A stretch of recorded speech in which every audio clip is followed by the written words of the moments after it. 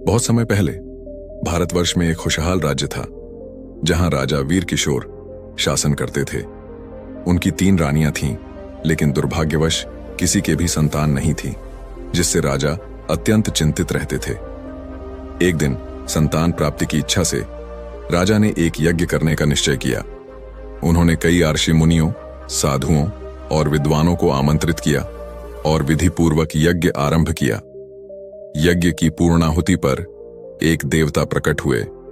उनके आगमन से चारों ओर प्रकाश फैल गया। राजा और रानियों ने देवता को देखते ही श्रद्धा से प्रणाम किया। देवता ने कहा, राजन, बताइए आपको क्या चाहिए? मैं आपके इस यज्ञ से प्रसन्न हूं। राजा ने हाथ जोड़कर कहा, हे भगवान, आपके आशीर्वाद से मेरे पास राज्य है, धन संपत्ति है, भोजन की कोई कमी नहीं है और न ही मेरा कोई शत्रु है। लेकिन एक दुख है जो मेरे हृदय को व्यथित करता है। मेरे कोई संतान नहीं है। कृपा करके मुझे एक संतान का वरदान दीजिए। देवता मुस्कुराए और बोले, राजन, जो तुम्हारे भाग्य में लिखा है उसे कोई टाल नहीं सकता। इसी कारण तुम्हें अब तक निसंतान रहना पड़ा। फिर देवता ने अपने मंत्र बल से एक सुंदर पात्र प्रकट किया जिसमें खीर रखी हुई थी। उन्होंने कहा, इस खीर को अपनी रानियों में से किसी एक को खिला देना, तभी तुम्हें संतान सुख की प्राप्ति होगी। इतना कहकर देवता ने पात्र राजा को सौंप दिया और अदृश्य हो गए। देवता के जाने के बाद राजा बहुत प्रसन्न हुए, लेकिन फिर एक नई चिंता ने उनके मन को घेर लिया। उनकी 3 रानियों में से वह किसे यह खीर देंगे? राजा 3 रानियों से समान रूप से प्रेम करते थे, लेकिन रानियों के आपसी संबंध अच्छे नहीं थे। वे अक्सर आपस में झगड़ती थीं और एक दूसरे से ईर्ष्या करती थीं। राजा यह समझ नहीं पा रहे थे कि इस खीर को किस रानी को दें जिससे संतान प्राप्ति का मार्ग खुले। अब राजा गहरी सोच में पड़ गए थे। राजा ने अपनी 3 रानियों को पास बिठाया और समझाने लगे, रानियों, इतने दिनों बाद भगवान हम पर प्रसन्न हुए हैं और उन्होंने यह खीर दी है। देवता ने कहा है कि इसे सिर्फ एक रानी को ही खाना होगा, तभी हमें संतान प्राप्त होगी। अब तुम तीनों बताओ कि तुम में से कौन इस खीर को खाएगी और हमारे वंश को आगे बढ़ाएगी। 3 रानियां स्वयं को सबसे श्रेष्ठ और सुंदर मानती थीं। मन ही मन वे सोचने लगी, मैं ही इस खीर को खाऊंगी। अगर दूसरी रानी ने इसे खा लिया और उसे संतान हो गया तो मेरा क्या महत्व रह जाएगा? राजा फिर मुझसे प्रेम क्यों करेंगे? कहीं मुझे दासी की तरह तो नहीं देखेंगे? बड़ी रानी, जो खुद को सबसे सुंदर समझती थी, बाकी 2 रानियों को तुच्छ मानती थी। राजा ने जब देखा कि 3 रानियां चुप थीं और कोई जवाब नहीं दे रही थी, तो उन्होंने फिर पूछा, क्या हुआ? तुम कुछ बोल क्यों नहीं रही हो? तभी 3 रानियां एक साथ बोल उठीं, मैं ही इस खीर को खाने के योग्य हूं, मुझे ही इसे खाना चाहिए। राजा असमंजस में पड़ गए। आखिर वे इस खीर को किस रानी को दें? जब कोई निर्णय नहीं हो सका तो राजा ने खीर वाले पात्र को अपने कमरे के एक सुरक्षित स्थान पर रख दिया। उन्होंने तय किया कि महामंत्री और अन्य सभासदों के साथ विचार विमर्श करेंगे ताकि एक उचित निर्णय लिया जा सके। उसी रात जब राजा दरबार में अपने मंत्रियों के साथ परामर्श करने गए तो 3 रानियां अलग अलग समय पर राजा के कक्ष में पहुंची। सबसे पहले बड़ी रानी चुपके से कमरे में आई। उसने इधर उधर देखा और ध्यान से खोजने लगी। अंततः उसकी नजर पात्र पर पड़ी। मन में विचार आया, क्या पता राजा मुझे खीर देंगे या नहीं। इससे अच्छा है कि मैं ही थोड़ा खा लूं। यह सोचकर उसने पात्र में से थोड़ी खीर खा ली और जल्दी से अपने कक्ष में लौट गई। उसके बाद दूसरी रानी आई। उसने भी पत्र देखा और सोचा, कहीं राजा यह खीर बड़ी रानी को न दे दें। इससे अच्छा है कि मैं भी थोड़ा खा लूं। उसने भी खीर का थोड़ा भाग खा लिया और अपने कमरे में लौट गई। अंत में छोटी रानी आई। उसने भी वही सोचा जो 2 रानियों ने सोचा था। वह भी पात्र से बची हुई खीर खाकर लौट गई। अब पत्र में खीर का एक कण भी शेष नहीं था। इधर राजा अपने कक्ष में लौटे तो पात्र को खाली देखकर स्तब्ध रह गए। उन्हें समझ नहीं आ रहा था कि अब क्या होगा। क्या सच में मुझे संतान का सुख मिलेगा या नहीं। यह सोचकर राजा आने वाले दिनों को लेकर चिंतित रहने लगे। कुछ दिन बीत गए और तीनों रानियां गर्भवती हो गईं। समय के साथ राजा की चिंता भी बढ़ती जा रही थी। उन्हें उस शुभ दिन का बेसब्री से इंतजार था जब उनके घर में संतान का जन्म होगा। आखिरकार वह दिन आ गया। तीनों रानियों ने संतान को जन्म दिया और पूरे राज्य में खुशियां छा गईं। प्रजा भी हर्षित थी क्योंकि वर्षों बाद राजमहल में संतान का सुख आया था। लेकिन इस खुशी के बीच एक अजीब सी चिंता भी जन्म ले चुकी थी। बड़ी रानी ने एक राजकुमारी को जन्म दिया, लेकिन वह साधारण कन्या नहीं थी। जन्म के बाद से ही उसने अपनी आंखें नहीं खोलीं। वह हर समय अपनी पलकें बंद रखती थी और किसी ने उसे कभी खुली आंखों से नहीं देखा। दूसरी रानी ने भी एक राजकुमारी को जन्म दिया, पर वह राजकुमारी बड़ी होने के बाद भी न कुछ बोलती थी और न ही किसी की बात सुन पाती थी। छोटी रानी ने एक राजकुमारी को जन्म दिया। उसके हाथों में एक अद्भुत शक्ति थी। उसकी उंगलियां किसी भी चीज को छूते ही पत्थर बना देती थीं। लेकिन इस रहस्य के बारे में किसी को कुछ पता नहीं था। समय बीतता गया और तीनों राजकुमारियां बड़ी होती रहीं, लेकिन राजा की चिंता कम होने के बजाय बढ़ती जा रही थी। वह बार बार सोचते, आखिर मेरे भाग्य में यह कैसी संतानें आई हैं। एक राजकुमारी अपनी आंखें नहीं खोलती, दूसरी न सुनती है न बोलती, और तीसरी वह तो सामान्य लगती है, लेकिन उसमें भी कोई रहस्य छुपा है। फिर एक दिन जब छोटी राजकुमारी 20 वर्ष की हुई तो उसकी असली शक्ति सभी के सामने प्रकट हो गई। उस सुबह जब वह सोकर उठी और दासी ने उसे मुख धोने के लिए पानी दिया, तो जैसे ही राजकुमारी ने उस पात्र बर्तन को छुआ, वह पत्थर में बदल गया। दासी घबरा गई, लेकिन इससे पहले कि वह कुछ समझ पाती, राजकुमारी का हाथ अनजाने में उस दासी को भी छू गया और वह भी पत्थर बन गई। यह देख राजकुमारी घबराकर चीख उठी। भय और अफसोस से कांपते हुए वह राजा के पास दौड़ी और पूरी घटना सुना दी। राजा यह सुनकर स्तब्ध रह गए। उनके मन में एक ही सवाल गूंज रहा था, आखिर मेरी तीनों संतानें ऐसा भाग्य लेकर क्यों आई हैं? क्या यह मेरे किसी पाप का फल है? उधर तीनों रानियां भी भीतर ही भीतर पछता रही थीं। जब भी वे अपनी संतानों के बारे में सोचती तो उन्हें अपने किए पर ग्लानि होती। उन्हें एहसास हो गया था कि अगर उन्होंने स्वार्थ और ईर्ष्या में आकर खीर को आपस में बांटने की बजाय किसी एक को खिला दिया होता, तो शायद आज एक गुणवान और सामान्य संतान उनके आंगन में खेल रही होती। लेकिन अब पछताने से कुछ नहीं हो सकता था। समय बीतता गया और तीनों राजकुमारियों के विवाह की चिंता राजा को दिन रात सताने लगी।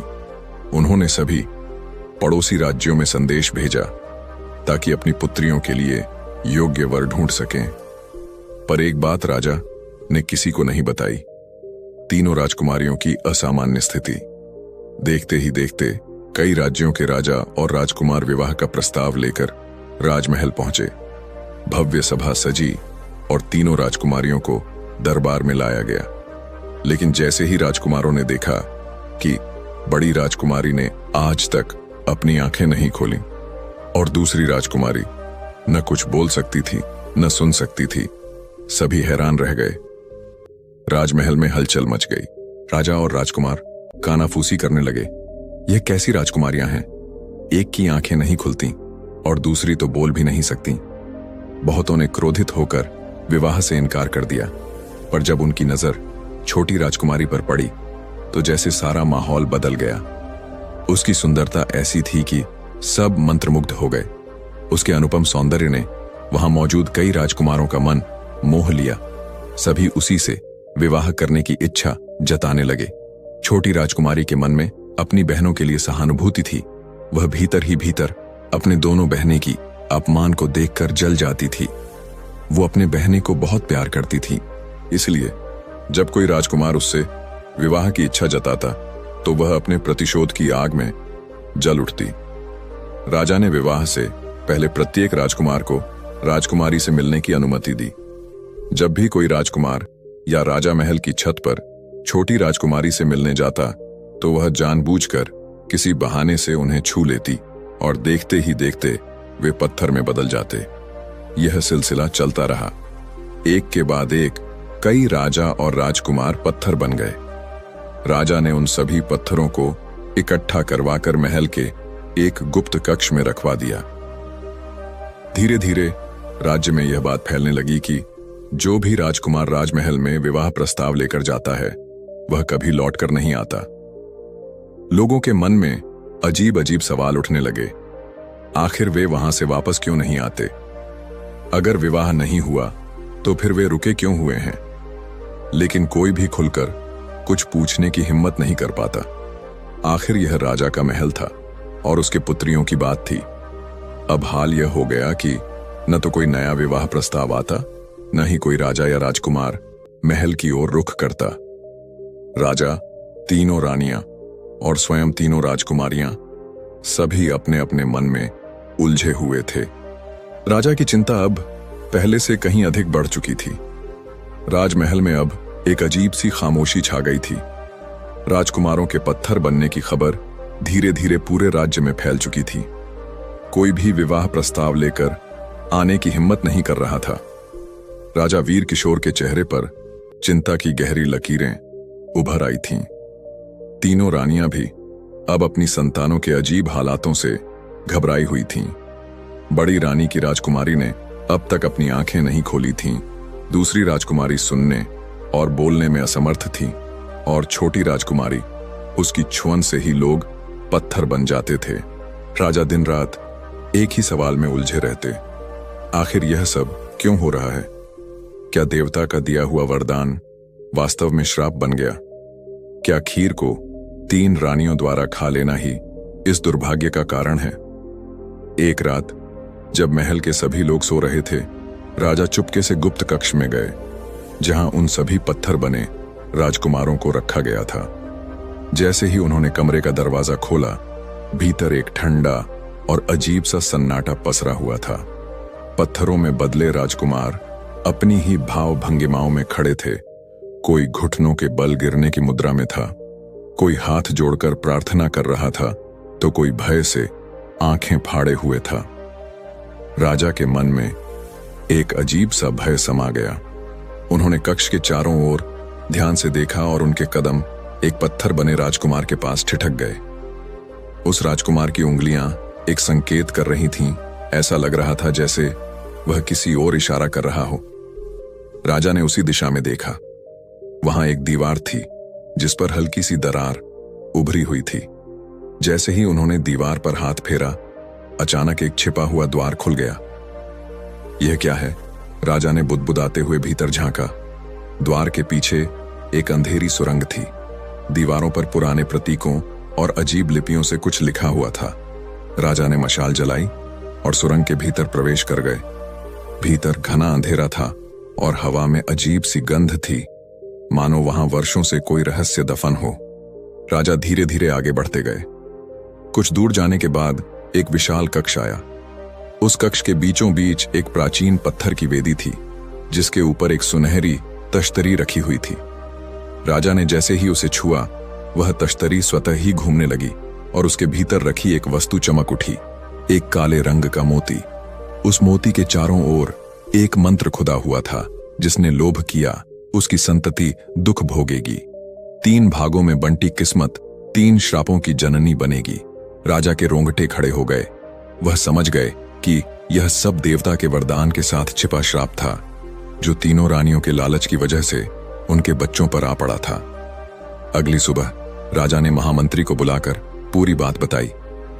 यह सुनकर महामंत्री भी अचंभित रह गए। उन्होंने राजा से कहा, महाराज, यह सामान्य बात नहीं है। हमें अवश्य ही किसी महान आर्य या साधु की सहायता लेनी होगी। राजा ने तुरंत आदेश दिया कि राज्य के हर कोने में संदेश भेजा जाए। जो भी इस रहस्य और श्राप का हल बताएगा, उसे मनचाहा इनाम दिया जाएगा। कुछ दिनों बाद एक बूढ़े साधु राजमहल पहुंचे। उनके चेहरे पर दिव्य तेज था और आंखों में अपार ज्ञान। राजा ने उन्हें सारा हाल सुनाया। साधु ने थोड़ी देर ध्यान लगाया और फिर बोले, राजन, इस श्राप को तोड़ना संभव है, लेकिन इसके लिए 3 कठिन कार्य करने होंगे। राजा ने जिज्ञासा से पूछा, कौन से कार्य? गुरुवर, साधु ने गहरी सांस ली और तीनों रानियों और राजकुमारियों को बुलवाया। फिर उन्होंने कहा, बड़ी राजकुमारी की आंखें तभी खुलेंगी जब वह अपने असली रूप को पहचानेगी। जब तक वह अपनी आत्मा का दर्पण नहीं देखेगी, उसकी आंखें नहीं खुलेंगी। मध्यम राजकुमारी को तब तक सुनने और बोलने की शक्ति नहीं मिलेगी जब तक वह अपने भीतर छिपे क्रोध और भय को त्याग नहीं देती। उसकी चुप्पी उसके मन की घुटन का परिणाम है। छोटी राजकुमारी की छुअन से पत्थर बनने का श्राप तभी टूटेगा जब वह सच्चे प्रेम से किसी को छुएगी, न लालच से, न प्रतिशोध से। केवल प्रेम की भावना ही उसे मुक्त करेगी। राजा और रानियां यह सुनकर अवाक रह गए। लेकिन अब सवाल था, क्या तीनों राजकुमारियां इन कठिन कार्यों को पूरा कर पाएंगी? राजमहल अब 3 परीक्षाओं का गवाह बनने वाला था। राजा वीर किशोर ने पूरे राज्य को सूचित कर दिया कि राजकुमारियों को श्राप से मुक्त करने के लिए ये परीक्षाएं अत्यंत आवश्यक हैं। सभी की नजरें अब उन्हीं पर थीं। बड़ी राजकुमारी की आत्मा का दर्पण। बड़ी राजकुमारी को एक सुनसान कमरे में ले जाया गया। वहां केवल एक जादुई दर्पण रखा था जिसे ऋषि ने मंत्रों से शक्ति दी थी। साधु ने कहा, इस दर्पण में वही देख सकेगा जो सच्चाई से अपनी आत्मा को देखेगा। राजकुमारी ने जैसे ही दर्पण में देखा, उसे अपनी परछाई नजर आई। लेकिन यह परछाई वैसी नहीं थी जैसी वह खुद को समझती थी। वह एक ऐसी छवि थी जो उसके गर्व, अहंकार और अपनी सुंदरता पर इतराने वाले स्वभाव को दिखा रही थी। राजकुमारी ने रोते हुए कहा, यह मैं नहीं हूं। मैं तो सिर्फ अपने पिता की प्यारी बेटी हूं, जिसे हमेशा प्यार और सम्मान मिला है। दर्पण ने एक हल्की चमक बिखेरी और फिर उसमें राजकुमारी का सच्चा रूप दिखा। एक मासूम, संवेदनशील युवती जिसे अपने अस्तित्व को समझने की जरूरत थी। उसी क्षण उसकी आंखों से एक सुनहरी रोशनी निकली और उसकी दृष्टि लौट आई। अब बारी थी दूसरी राजकुमारी की, जो सुन और बोल नहीं सकती थी। साधु ने उसे एक गहरे जंगल में ले जाने को कहा। वहां एक विशाल वृक्ष था जिसकी डालियां सूख चुकी थीं। साधु ने कहा, जब तक तुम अपने भीतर के डर और क्रोध को इस वृक्ष पर नहीं उंडेलोगी, तुम्हारी आवाज नहीं लौटेगी। राजकुमारी ने गुस्से में उस वृक्ष पर हाथ मारा, लेकिन कुछ नहीं हुआ। वह रो पड़ी और जोर से चिल्लाना चाहा, पर आवाज नहीं निकली। फिर उसने धीरे धीरे अपनी मां और बहनों के प्रति जलन, अपने भाग्य के प्रति क्रोध और राजमहल में अपनी उपेक्षा का दर्द याद किया। उसकी आंखों से आंसू बह निकले। जैसे ही उसने अपने दिल का सारा बोझ उतारा, वृक्ष की सूखी डालियों में कोपलें फूटने लगीं और राजकुमारी के होठों से पहली बार शब्द निकले, मुझे माफ कर दो। उसकी सुनने और बोलने की शक्ति लौट आई। अब सबसे कठिन परीक्षा बची थी, छोटी राजकुमारी की छुअन, जो लोगों को पत्थर बना देती थी। साधु ने कहा, तुम्हारा स्पर्श श्रापित है, लेकिन सच्चे प्रेम की शक्ति इसे हरा सकती है। यह प्रेम केवल लोभ, द्वेष या भय से परे होगा। राजकुमारी डर के मारे किसी को छूने से हिचक रही थी। तभी उसके बचपन का मित्र, एक साधारण सैनिक, आगे आया। उसने कहा, मैं जानता हूं तुम श्रापित नहीं हो। तुम वही दयालु लड़की हो जो बचपन में मेरे घावों पर पट्टी बांधा करती थी। मैं तुमसे डरता नहीं। सैनिक ने अपनी हथेली आगे बढ़ाई। राजकुमारी ने कांपते हुए उसके हाथ को छुआ और जैसे ही उसने सच्ची भावनाओं से उसे स्पर्श किया, उसके श्राप की काली परछाई धीरे धीरे मिटने लगी। सैनिक मुस्कुराया और पत्थर नहीं बना। तीनों परीक्षाएं पूरी हो चुकी थीं। जैसे ही छोटी राजकुमारी ने अपना श्राप तोड़ा, राजमहल में छाए अंधकार के बादल छंट गए। उसी क्षण वो दासी मानव रूप धारण कर ली। गुप्त कक्ष में खड़े सभी पत्थर बने राजकुमार भी एक एक कर मानव रूप में लौट आए। राजा वीर किशोर की आंखों में आंसू थे। तीनों रानियों ने अपनी बेटियों को गले लगाया। महल में उत्सव मनाया गया। बड़ी राजकुमारी को आत्मबोध मिला। मध्यम राजकुमारी ने अपने भय को हराया और छोटी राजकुमारी ने सच्चे प्रेम की शक्ति को जाना। अंत में साधु ने कहा, श्राप कभी शक्तिशाली नहीं होता अगर इंसान का दिल सच्चाई, प्रेम और आत्मज्ञान से भरा हो। राजमहल फिर से हंसने गाने लगा और तीनों राजकुमारियां एक नई जिंदगी की ओर बढ़ गईं। दोस्तों, आपको ये कहानी कैसे लगी कमेंट करके जरूर बताइए। वीडियो अच्छी लगी है तो लाइक और शेयर करें। ऐसे नई नई कहानी के लिए चैनल को सब्सक्राइब जरूर करें। आपको किसी तरह कहानी पसंद है हमें जरूर बताइए, ताकि हम उसी तरह की वीडियो लेकर आएंगे। यदि आप हमारे पिछले कहानियां अब तक नहीं देखा है तो उसे भी एक बार जरूर देखें। आपका ध्यान रखें, क्योंकि जल्द मिलेंगे एक नई कहानी के साथ। तब तक के लिए जय सीताराम।